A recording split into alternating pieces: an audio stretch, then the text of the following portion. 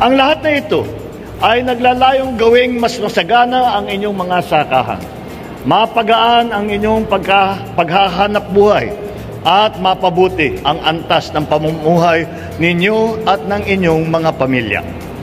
Palalawigin pa natin ito, hindi lamang dito sa Zamboanga, kung hindi maging sa iba pang sulok ng bansa upang mas marami na benepisyaryo ang makinabang dito.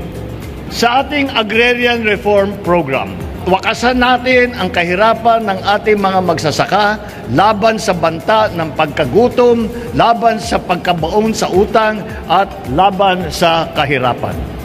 Mga kababayan, patatagin po natin lalo ang ating pagkakaisa upang makamit natin ang mas mapayapa at maunlad na lipunan sa ilalim ng isang bagong Pilipinas. Abot kamay na po ang ating mga pangarap. Huwag po tayong susuko sa pag-usad ng sama-sama nating salubungin ang mas maliwanag na bukas para sa lahat. Alam naman natin that the implementation of agrarian reform, we are implementing 3 major programs. One is distribution of lands to the agrarian reform beneficiaries. The second is agrarian justice delivery. Of course, we have free legal assistance to all the ERBs involved for cases involving the lands awarded to them. And the third, that's why we have this farm machineries and equipment, because the third major program is support services to the ERBs. It's not enough that we are giving them lands.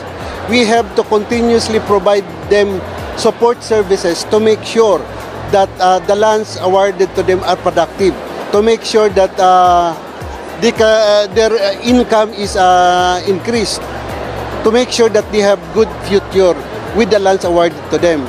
So marami yung mga FMEs talaga tulad ng cargo trucks for easy delivery of their products to the market. Meron din kaming mga fertilizers, meron din kaming tracer para siguradong tataas ang income nila.